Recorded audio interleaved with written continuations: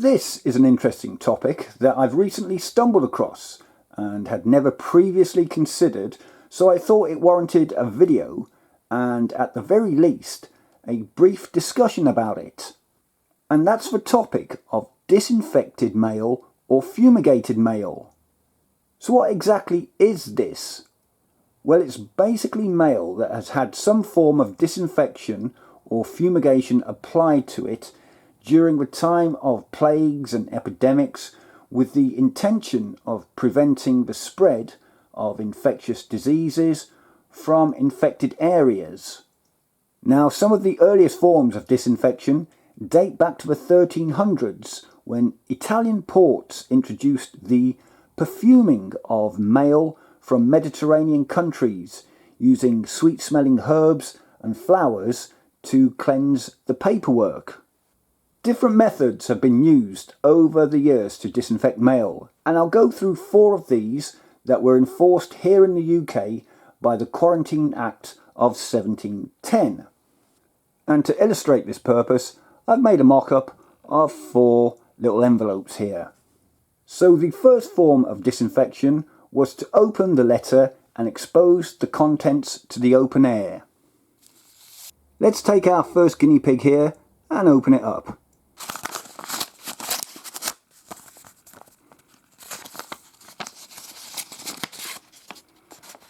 There we go. That's all they used to do.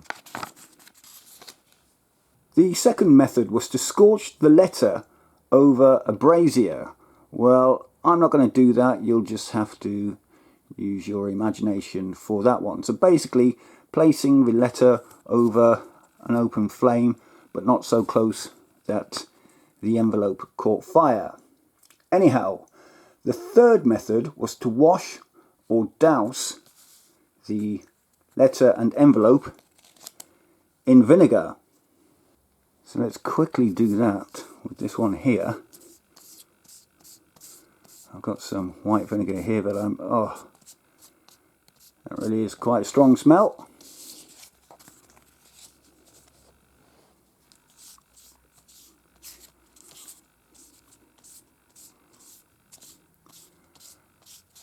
And there we go. At this point, in the past, this would now be considered disinfected. The final method was to pierce the letter with slits or cut each corner off and allow any pestilent air to escape. So let's do that with these 2.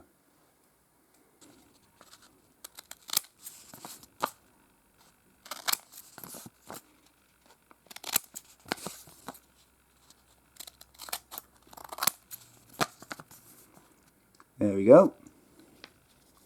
And with this one, you can see I've created slits in the envelope to allow the air to escape. Now, none of these methods had any scientific basis to them. They stemmed from a near universal belief that infectious diseases could be brought into a healthy country by susceptible goods, including paper. And this was a belief which was held by many countries up until the late 19th century. It's since been shown that yellow fever, typhus, cholera and leprosy are not transmitted on dry paper at all, so none of these disinfection methods were actually needed. Smallpox, however, a disease that has since been eradicated, could have been transmitted by mail, but the virus is easily destroyed by heat. So, using a hot iron to actually iron the mail was enough to kill the virus. Double disinfections of mail have taken place in the past. In 1900, sulfur dioxide and then formaldehyde was used to disinfect mail from a leper colony on the island of Molokai, which is one of the Hawaiian Islands. Now, I know I've just scratched the surface of this topic, and different countries use different methods to disinfect their mail.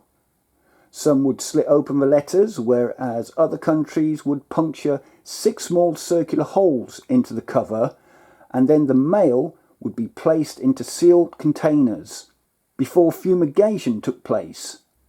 These holes would allow the fumigation agents to penetrate the contents of the envelope. Anyway, if this is a form of postal history that interests you, then please do some more research on the topic.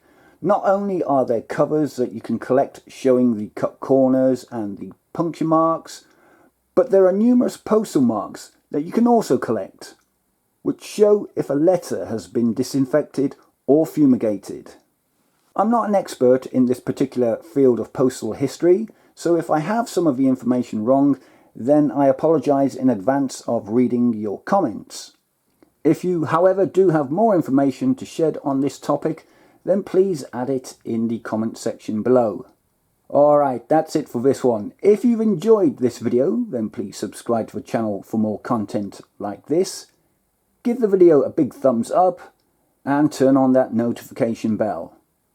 And until the next one, bye for now.